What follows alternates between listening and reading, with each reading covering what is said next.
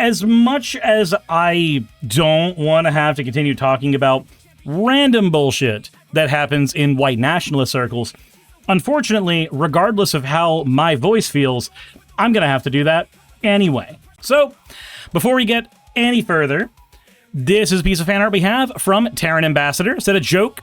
I joke so often about Suris eating Suris, I had to depict Suris getting revenge. What do y'all think? Is Suris is lime flavored? So I guess the end result of all of the clones y'all kept making of me is that I have stolen one. I have just destroyed one. So this was deserved. This was justice. As always, thank you for your fan art submissions. If you want your fan art to be shown in a future video, please drop it into the fan art section of the Discord. With that said, we've talked about Dale Partridge before. He's a white nationalist that has some pretty yikesy fucking views. And, well, let's go ahead and see what he's got to say here from the new Christian right. I mean, it seems like the new Christian right feels like the old Christian right, honestly, with just more iron crosses. After World War I, the Treaty of Versailles humiliated Germany and left the nation in economic and moral shambles. I mean, this part is true so far. And it was attacked from within by grossly immoral Jewish forces. Oh, we're just using actual Goebbels propaganda. That's what we're doing. It was the Jews that were the problem all along. So, okay.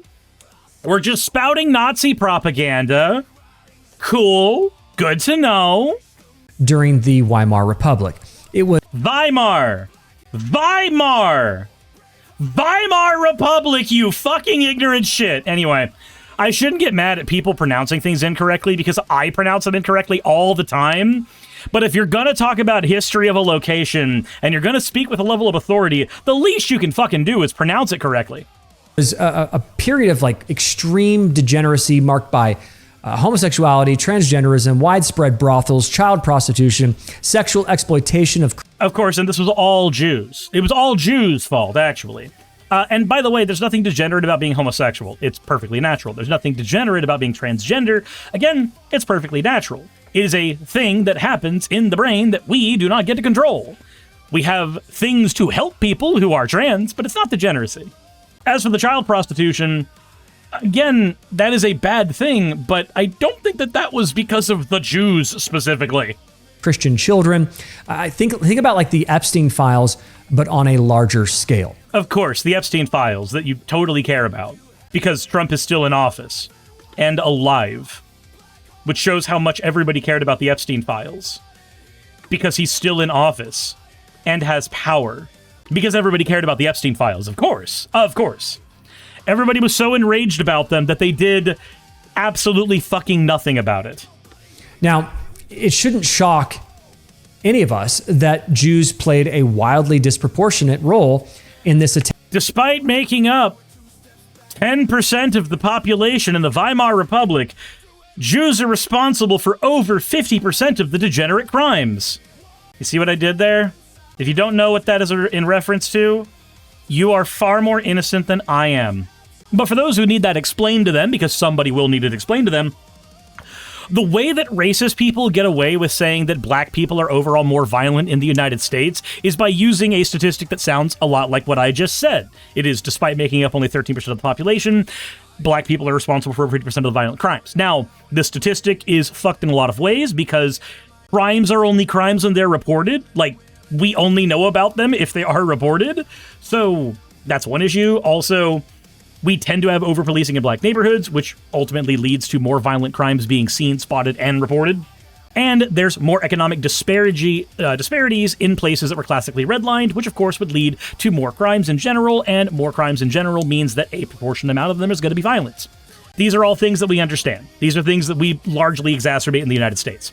And I illuminate all that to show that a system can point to a problem, point to data showing the problem exists, and still be responsible for that problem, and the problem not be something that is ultimately in the hands of the minority group it's trying to point at. This is, again, something that we have already done here in the United States with black people. We've done it for years. So hearing the exact same propaganda without a single beat change in regards to Jewish people, it doesn't make it hit any differently. It just sounds like racism still. Spyrofan, thank you for redeeming your points for an Ulwall. I don't know if I caught that earlier, but if I didn't, well, there we are. Attack on German culture and morals. See, Jessica Davis, thank you for redeeming your points for an Ulwo. Also, an attack on German culture. So, you understand that a culture isn't a sentient living being, right? And therefore, an attack on it is a little more difficult than you might think, especially if you're a minority group. Like, okay, how do you attack a culture? Well, an imperialist would attack a culture through colonialization. You wipe out something that you consider to be an uncivilized culture, leaving a carbon copy of your culture with a worse form of democracy in its place. That's something the United States have done repeatedly. That can wipe out a culture. How do you wipe out a culture? How do you attack a culture from a minority position? You don't. Like, generally speaking, it is almost impossible from the position of somebody who lacks power to upend a system like that. Especially when the system is based on tradition and ideas instead of like something that's actually government mandated where you could, I don't know, kill a chancellor and fix it tomorrow. Hitler's attack on the Jews didn't come out of thin air. No, it came because one of the playbooks of fascism, even before Mussolini coined the term fascist, based on the idea that a single stick can break, but if you form them into a fascista, they are far stronger together. One of the core tenets of fascism is us versus them. Now, this is also a core tenet of being part of a cult too, but by pointing out that you had a glorious past once, and in order to return to that glorious past, you need to actively attack a specific group of people, you will ultimately end up having way, way more success than if you just have something coming out of the aether as your argument. It's very easy for people to envision that there is an enemy out there that has legs and sapience that does not like them and wants them eradicated, and simply making the argument that that enemy exists. Jessica, hi, thinking about you, even though you did get on the right side of history with an "oh, thank you," by pointing to an enemy, regardless of how much that enemy deserves to be pointed to, you unite people into that fascista way easier. This is something that Hitler did with the Jews. The Jews were the thing that he pointed at. Now, he ended up also hurting and killing and attempting to wipe out Romani people, Slavs, people who were homosexual, people who were transgender. He did end up hitting all of these groups. But for propaganda's sake, he blamed the ills of many of those groups on Jews, irrespective of whether or not they deserved it. So, again, fascist playbook. But okay, sure. You obviously have a better understanding of history than I do because you believe that the Jews were actually responsible for all of this shit. Okay, there was a cause, there was an atmosphere built. The Jews had taken over much of the film industry. They've taken much over the media. And just as they dominate... Okay. This is the same playbook that Nazis use today for America. They argue that the Jews have all the power in Hollywood. Now, in the earliest days of the German film industry, there were a lot of Jewish entrepreneurs. This is true. But that didn't mean that they controlled that industry. It just meant that because some of them had positions of reverence in that industry, it was very easy to point to them and say that, well, they are the problem. Now, for note reasons, there are people like Eric Palmer, Joe May, Richard Oswald. These are some of the people who helped shape very, very early German film. I don't know a lot about this, though, outside of what I've looked up for this video. So if you, dear viewer, would like to know more about the history of the German film industry, then please consider checking out, well, I've got a link here from Brill that you can read through if you want, that I'm skimming in order to get my information for this specifically. But do yourself a favor and actually do a little bit of reading about this. Give me just 1 second. So they don't learn about history. History always repeats itself. History doesn't necessarily repeat itself, but it does often rhyme It does often rhyme. So here's how the playbook works. You get an industry that has lots of people in power. You find a handful of people in that industry that are of minority status.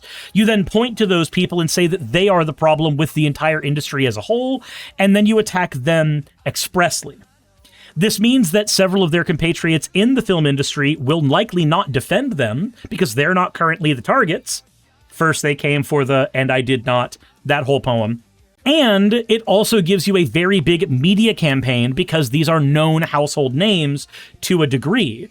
People register, oh my God, I had no idea this person was, insert whatever label you want to throw here about how bad they are based on whatever propaganda you're listening to at the time.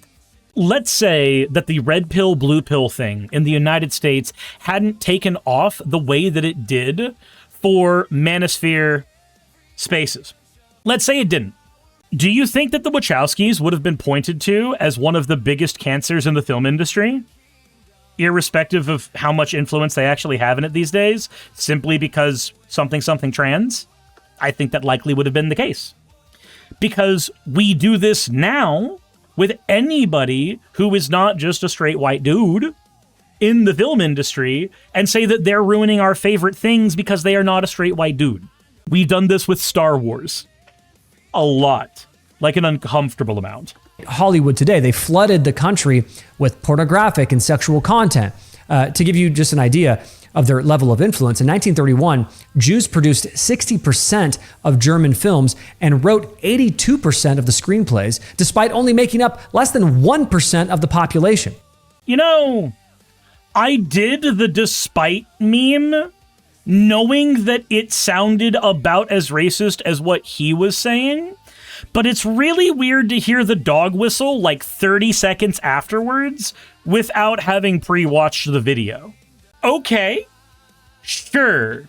Rocka says, I mean, could at least repeats the economic growth in America, not Nazi Germany. I'm also just going to say this right now. As much as I want to Google whether or not he's correct on his numbers, I feel like any obsession over exactly how many Jews held power or had influence in the film industry in 1931 in Weimar Germany is not a rabbit hole to go down. Whether or not it's true, it's a scapegoat. It's a red herring. Because there's a can that he's kicking. He's kicking the can of what actual problems did they create. According to him, those problems began and ended with homosexual and transgender people existing, which again is not a problem. That is just you having a personal preference that does not align with somebody else's life. Spyrofan says, this guy looks and sounds like if Stephen Bannon and Stephen Miller had a baby and it was raised by the WBC. Jesus. So this type of like very public moral decay and national humiliation made radical political solutions extremely appealing. Now, he is right about this, kind of. So, economic disparity is one of the things that motivates people to become more extreme. This is true.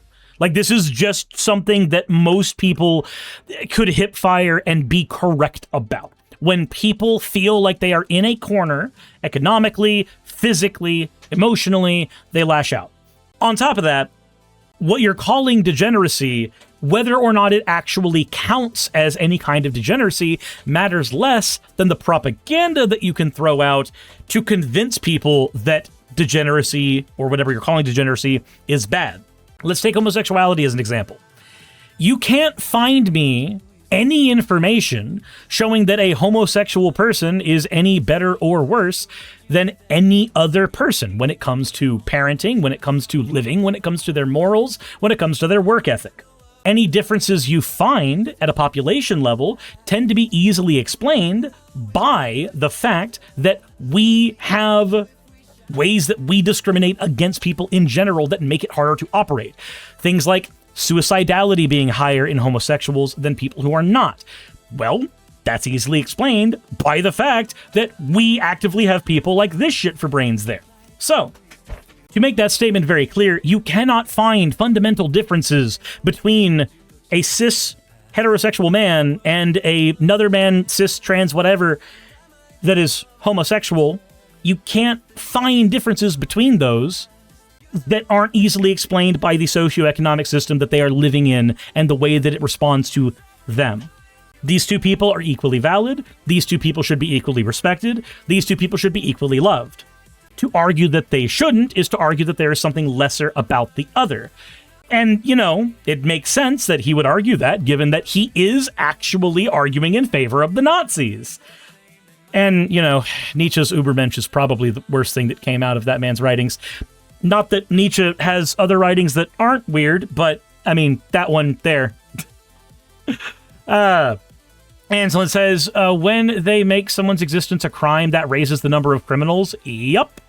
Again, if you were a blank slate person, no information otherwise, and you looked at a homosexual man and a heterosexual man, you would see the same people. If they had the exact same look and profile, you'd see the same person. It isn't until somebody gives you propaganda against them, it isn't until somebody influences you against them that you start believing that they are fundamentally different than you or your loved ones. It's why Hitler and the National Socialist movement... You mean the Nazis? People who specifically call it the National Socialist movement, people who specifically use that phrase, are actually doing exactly what Hitler did with the Nazis. Taking largely popular pro-worker policies and a pro-worker group and converting it into a weapon.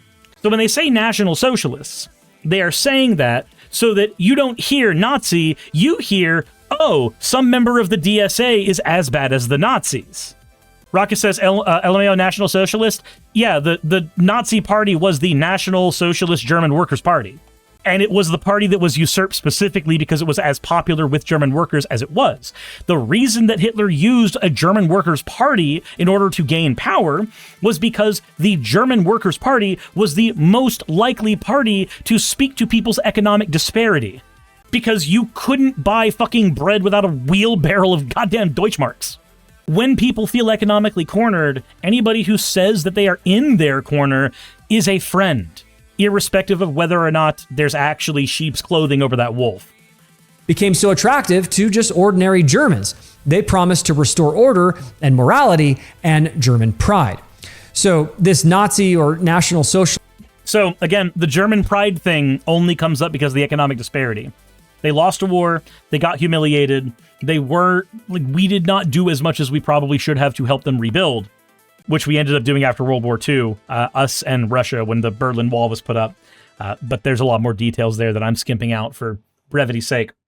Yes, the economy in Germany was fucked. Yes, that created a system that was very easy to utilize for nefarious means. That does not mean that the people who utilize that system for nefarious means are suddenly valid. Socialist movement terrified the Jews because it represented a powerful form of Christian nationalism. I don't think the Jews were scared because it represented Christian nationalism. I think they're scared because of what Christian nationalism is. Because Christian nationalism always needs some kind of enemy to juxtapose itself against, because that is how Christianity as a religion functions. It is literally you, the Christian, versus the world. You are told in your own scriptures to not be with the world, but to be with the law and be with the word and be with the Father. Your own Bible says to be different, which means it's very easy to take those people and argue that the Jews are therefore worldly and therefore different and therefore what you are supposed to juxtapose yourself against. Christianity itself is not a problem, but it is a convenient vehicle for which to create problems, and it always has been. And that's something that I think Dale Partridge is trying to take advantage of with his own interpretations of scripture, where he tries to make people more racist, he tries to make people more, well, let's go ahead and call it what it is, evil, and he's using the Bible to do it. And it's disgusting. Hey, you made it to the end. I want to give an extra thanks to the patrons who allow me to do this full time. I want to thank Aaron Rail, Astral, Britzkrieg, Jemshin, Poundini, Red Joker, Victoria, Jonas, Craig, Tarika, Fireshard, Smiling GM, John, Dren Hadamada, Creeper, Sagitta, you know I'm not saying that last part, Sylvie Snow, Valis of Seraph, Ottoman Angel, Rooster Rachel, and Fire Panda, who are all my $20 and up patrons.